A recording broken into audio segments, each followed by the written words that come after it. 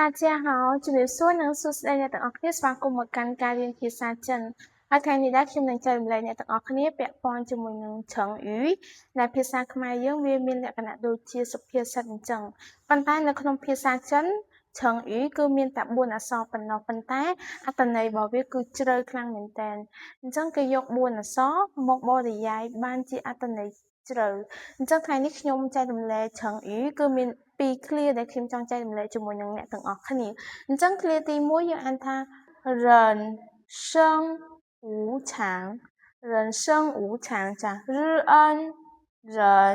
施恩生无知安常人生无常ចា人生无常មានន័យថាឆាកជីវិតមិនទៀងទាត់អញ្ចឹងកន្លែងណាដែលបកថាឆាកជីវិតកន្លែងណាបកថាមិនទៀងទាត់អញ្ចឹងពាក្យថា人生ចា人生មានន័យថាឆាកជីវិតឬក៏ជីវិត无常មានន័យថាមិនទៀងទាត់អញ្ចឹង人生无常ឆាកជីវិតមិនទៀងទាត់成语ទី2យើងអានថា人山人海人山人海ចាអញ្ចឹង人មនុស្ស日恩人施安山ចាភ្នំ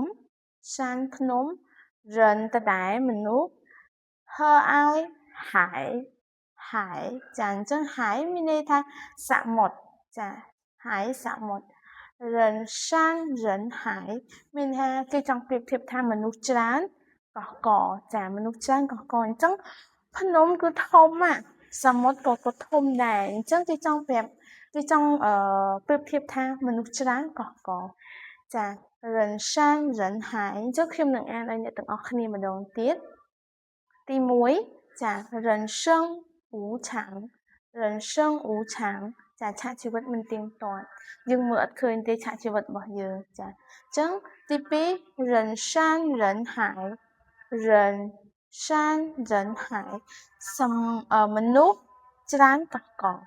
ចាអញ្ចឹងថ្ងៃនេះខ្ញុំចែករំលែកជាមួយនឹងអ្នកទាំងអស់គ្នាត្រឹមប៉ុណ្ណឹងហើយបើសិនបើមានចម្ងល់ឬមិនចេះអានពាក្យមួយណាអាច comment នៅខាងក្រោមវីដេអូបាន谢谢អរគុណ